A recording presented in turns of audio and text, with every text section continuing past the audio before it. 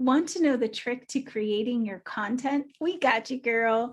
Hello, everyone. My name is Tessa. I'm a marketing strategist, and Miss Kai all day over there is a momentum coach. We are with the Momentum Studio, and today we are talking about creating your content.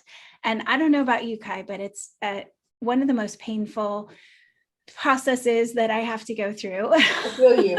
I do. And we do a lot of it, as you can tell.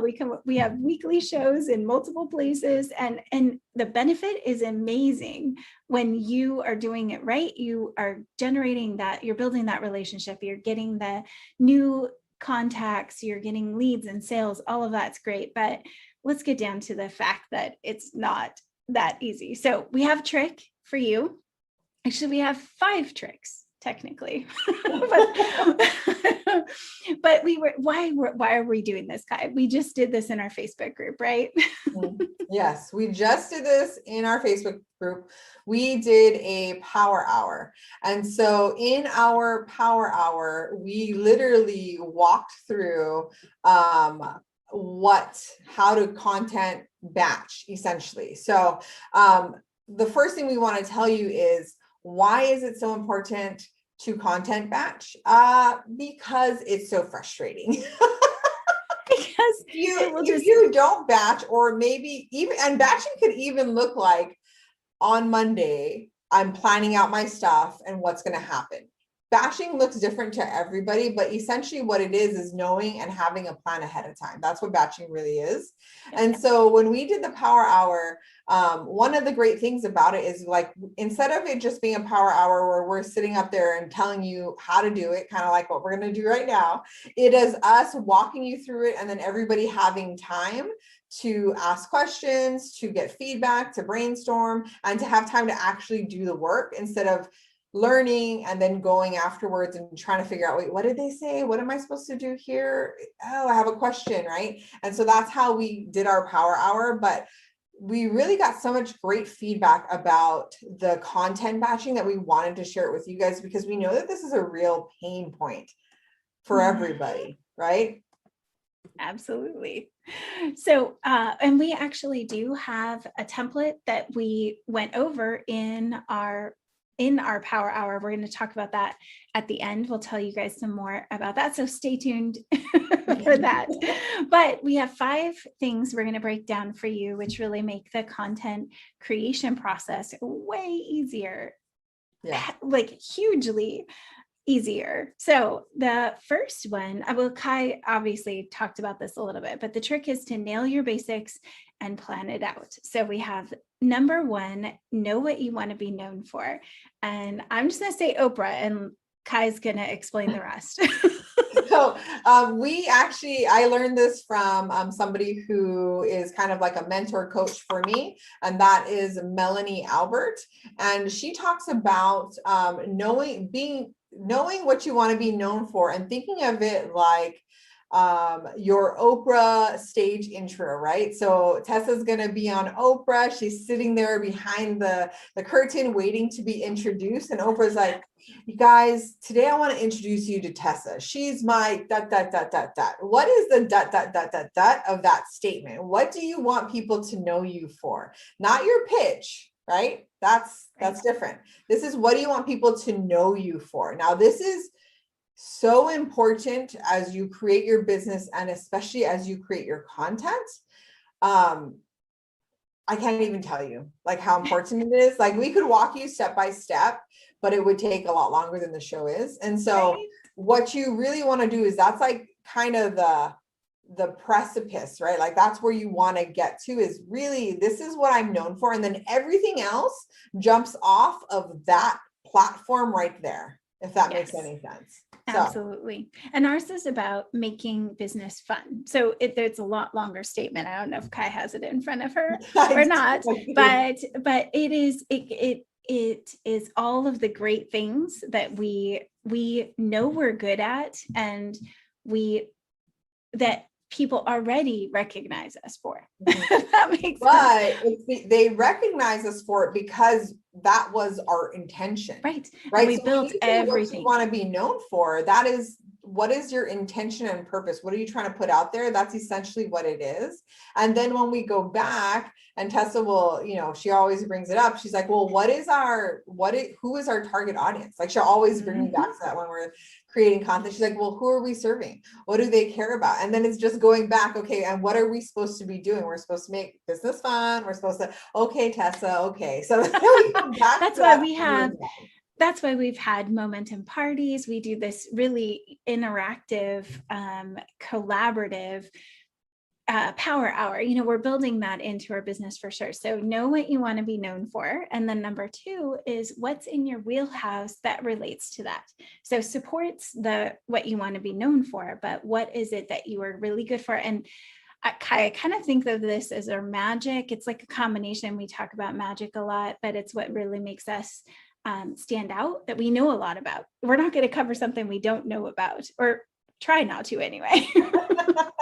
Yes, correct. So you want to be known, like we can't say, hey, we want to be known for business, right? We want to make business fun and collaborate, but then not know how to collaborate or not know anything about business. So we had to start with what we already knew we could do and do well, right? So we tapped first into what we do well in terms of our skill set. And then we tapped into, well, what makes us different, right? And that's that we like to have fun and we like to make it simple. And we really do, like, not just saying this, like, oh, we want to help people. Like, we really do. Like, if people ask us, we aren't like, oh, well, you're going to have to schedule a call with me.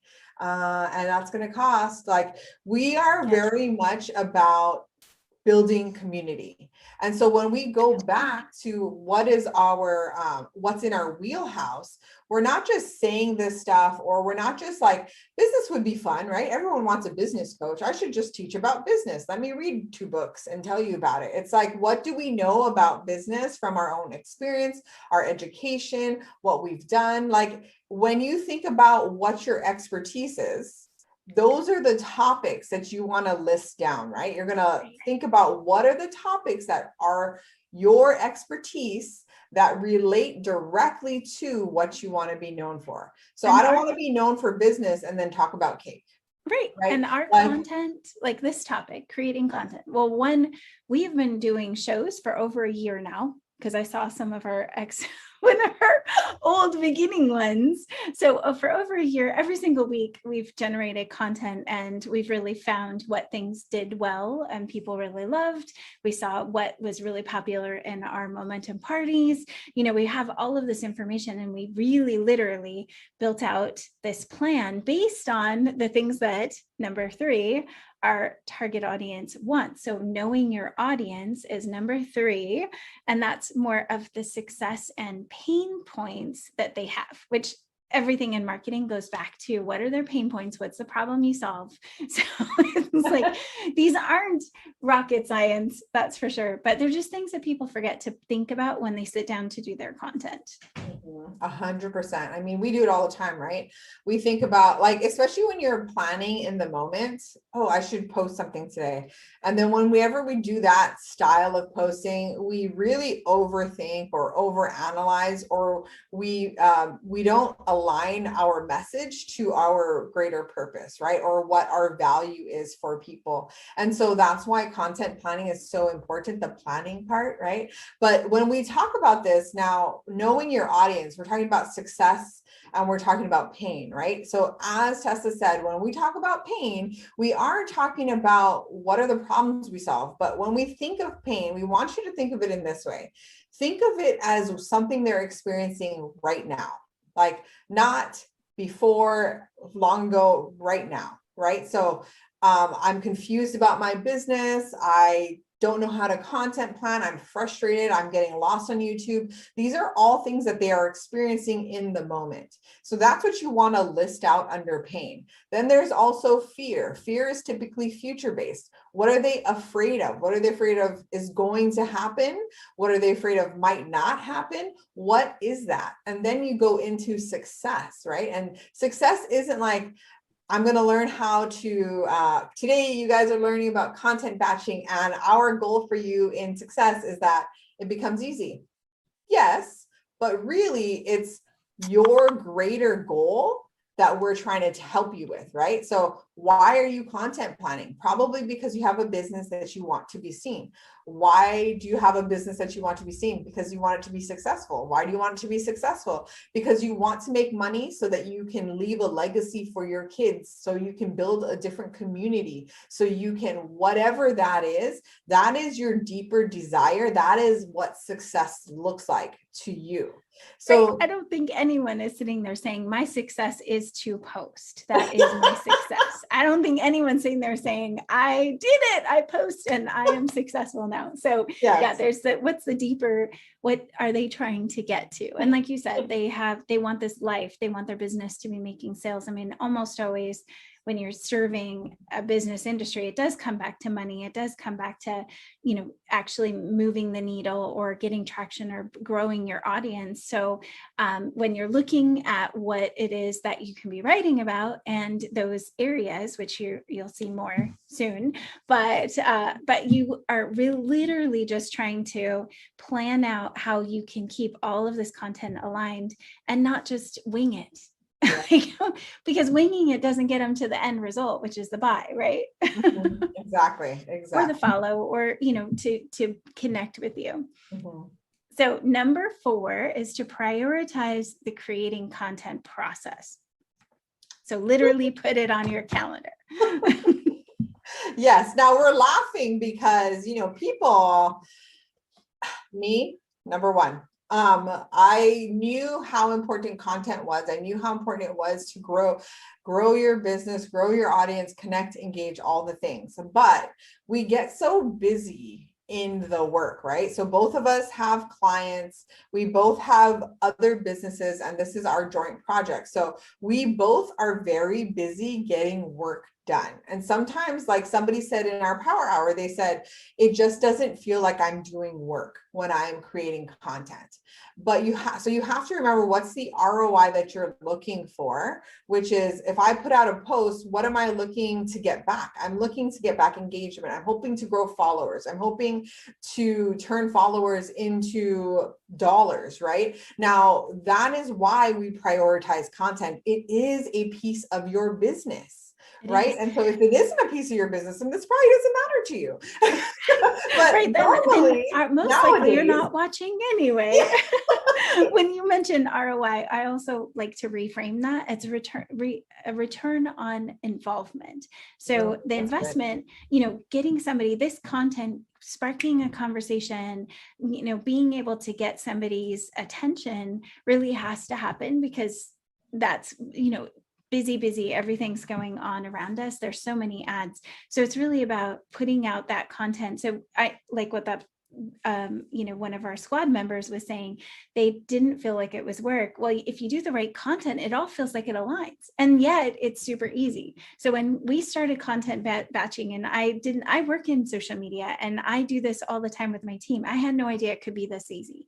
Let me just put it that way. The way that Kai breaks it down, the way that we're outlining it, I didn't know it could be that easy, because it is a painful process. In fact, if you can let me know in the chat right now, on a scale of 1 to 10, how difficult do you think content creation is? 1 being it's easy peasy, no worries, and a 10 being it's the hardest thing in the world. So let me know. In fact, I might put this at the beginning of the video, because I'm curious. And most of the people that we've asked this question to are in the high, 7, 8, 9, 10 range. I myself am like in the 8, 9, but when you pair it, maybe even do brainstorming, like what Kai and I did, we did it together. That's number 5. Just do it, batch it. Yes. 100% batch it. Now we're closing up the show right now, or the segment, but what we want to remind you of is, so 1 is know what you want to be known for. 2 is what in your wheelhouse relates to that. List out 5 to 10 things that you can talk about that relate to that, right? What you want to be known for. 3 is know your audience, their success, their fear, their pain. 4 is prioritize creating content, because it is a piece of your business. It is the mouthpiece for your business. It's how you connect, how you engage. And 5 is to batch it, right? So get it done, right? And if you want to get it done with us, we have a freebie that we're offering you guys. But what I want to say about what we just talked about was that the first 3 things that we just mentioned are all about understanding your message and the alignment to your audience. It's so important. And those 3 things are what make content batching easy. If you don't have that and you've bought swipe files or, the calendar plans that are like, talk about this, and you're still like, okay, I can talk about that, but what do I say? Then it's probably because you're missing those 3 things. And so I would encourage you to really dive into what that looks like for you, because that's the most important thing about content batching and about your business, really. Everything you do, those 3 things are so important. And the last 2 things are about follow through. And, like Nike says, just do it. Now, there is a reason, because you do have to do it. Tessa and I started this journey together, already having our own businesses, starting it together. And it was so messy in the beginning. And I can't tell you, we're going to do a before and after show for you, so you can see like our business makeover. And you're going to see how we started and where we're at, when we air that show. But you're going to see the stark difference. Do you know why there's a difference? It's because we started anyway. We just did it and we learned. And that's why we're here now. If we had waited until we were perfect, we'd start now and then we'd be like, oh crap, that didn't work. And now we're a year later. So for your content, just follow through, just do it. It doesn't have to be perfect. As you put it out, you're going to learn from it. And then you're going to, okay, that didn't work. This worked. This resonated. This didn't. Right. And you're going to start to see that. But it's really, when it comes to social media, it's about consistency. Right? Consistency and engagement. And that's what really we're talking about today. That's why we think this is so important. And why we also created the freebie. Can you tell them a little bit about the freebie while I bring it up? Sure. Yeah. So the content generator, so it's a mini content creator, a mini magnetic content creator, and it's actually going to break everything down into each of those topic areas, and then 4 posts, if not more, per topic area. So it's great for turning one piece of information into a lot. And then we also have CTA examples and headliners that are going to get attention. So it makes the whole process so much easier. Mm-hmm. So definitely go to the link in the post so that you can get this. It's completely free and we'll send it right to you. And definitely it join. Comes with video. Right. Yes, so it's the video from our power hour. It's not the whole thing, but it's the important clips that you need to do this on your own and to use the document along with it so that you know exactly what you're doing and you're not lost. Yes. And join our Facebook group. So it's Momentum Squad. And is that what it is? Facebook at the Momentum Squad, right? Yes. And I know, right? I'll put that on the screen though, for sure. So join the squad because we have lots of content coming out that is only available in the group. And we're doing these power hours. We have work alongs. We have all kinds of things to help you guys collaborate and really not be you don't have to be on an island. You don't have to do this alone. Use the expertise of all of the people in our group. And our goal is to reach more people and just keep growing that group so that we can all support each other. So.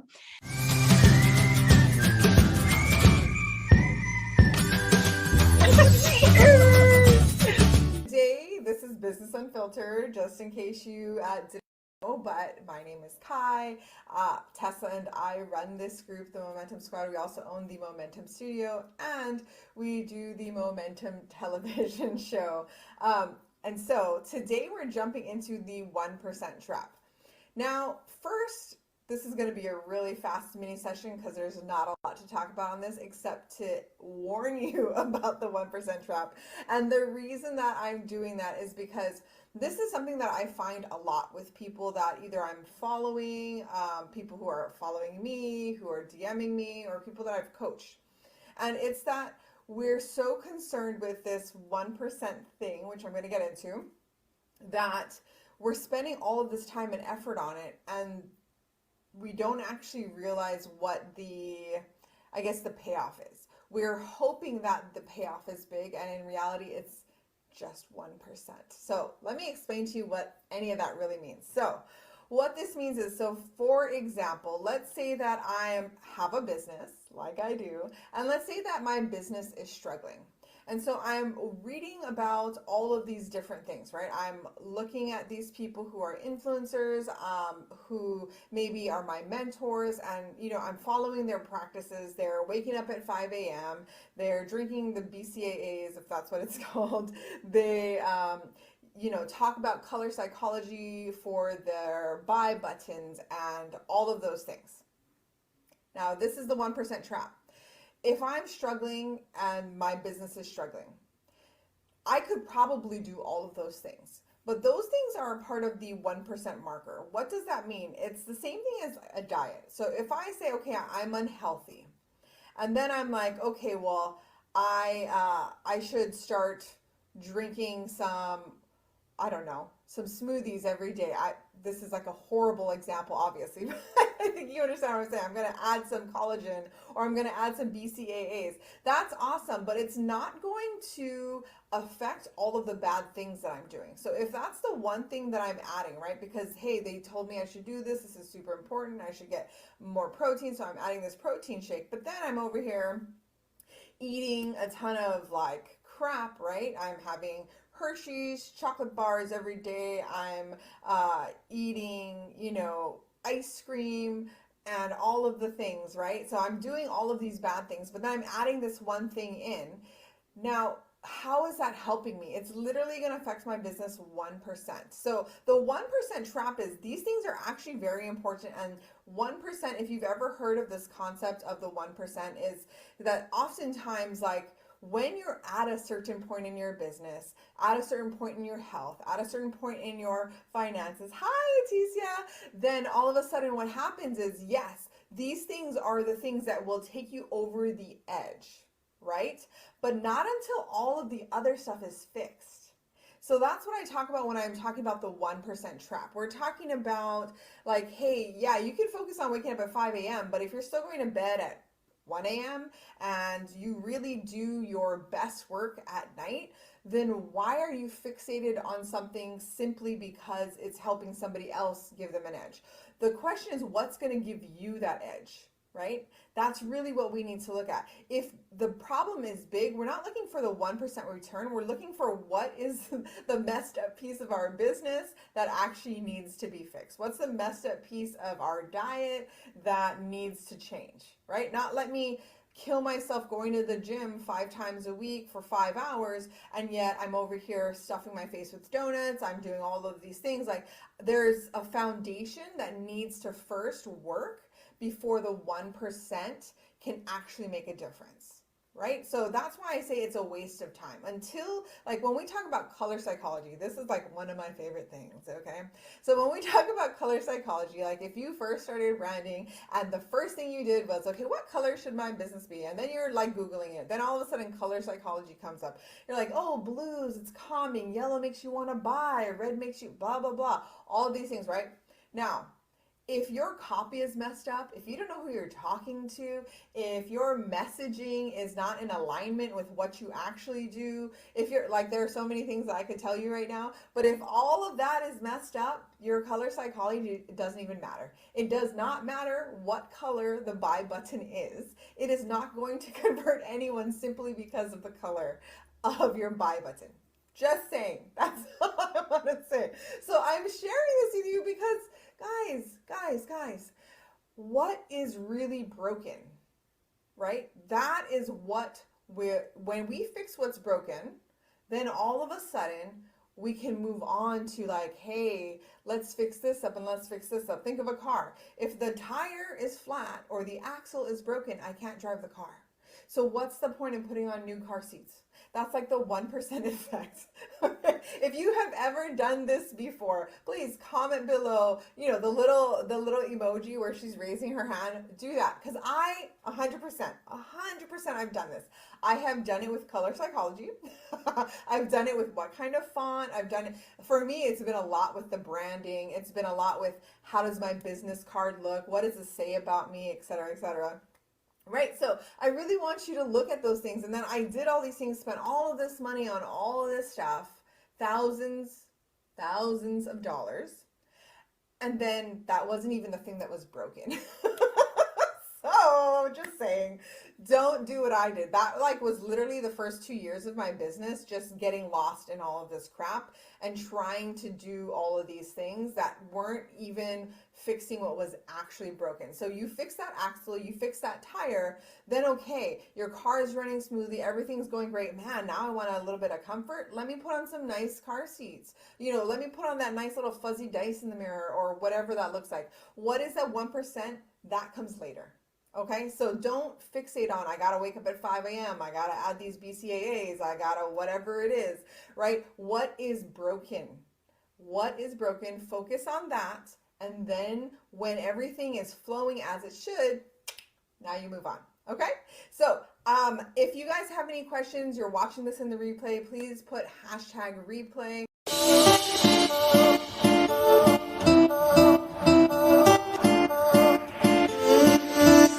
Have you found yourself attracting the wrong clients or maybe none? Are you tired of inconsistent cash flow and find yourself ready to raise the white flag? What's the magical ingredient required to build a business that finally makes you money, gives you freedom, and leaves your mark in the world? You're not going to want to hear this, but it's your foundation. Yep, that's right. It's your foundation, and we know it's not sexy and it seems so basic. In fact, you might think that you already have your foundation set, but do you? Do you really? Look, if you're frustrated by what content to put out there that's going to get your target audience's attention, and you're overwhelmed by the long hours it takes to do all the things people say you're supposed to do, and nothing is coming back in return, then maybe you even bought all the courses and swipe files and downloaded all the freebies, but it seems to work for everyone else but you. Then your foundation probably hasn't been built yet. Not to worry, we're going to help you fix that. I bet you're thinking, how long is this going to take? What's it going to cost? And what will you walk away with? And then there's that all-important question of, is this for me? Look, if you can commit to 15 days and less than an hour a day, we'll take you step by step through the same process we go through with every single one of our clients. By the end of that time, you'll have built out the foundation of your moneymaker. You'll have everything you need to know your perfect client and where to find them, experience content flow like you've never had before, and brand your business so the right client is attracted to you. You'll be able to price with ease, build a cash flow map for your business, and finally be able to strategize for success. Look, success doesn't have to be a struggle. Build the most important part of your business, the part that makes everything else work without spending thousands. For less than a round of cocktails, you can build a business that feels good and finally does what it's supposed to. It's like the cherry on top of an already decadent cake. Now, to answer the last question, is this for you? If you're looking for control, freedom, and money in your business, and you're willing to work to get it, again, less than an hour a day for 15 days, then the Unchallenge is for you. So we can't wait to see you inside.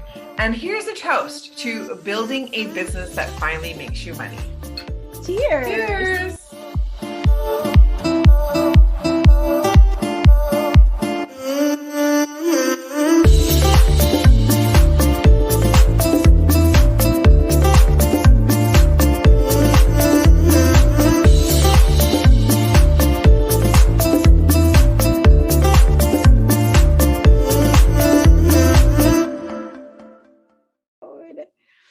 Take 5. Take 5,000.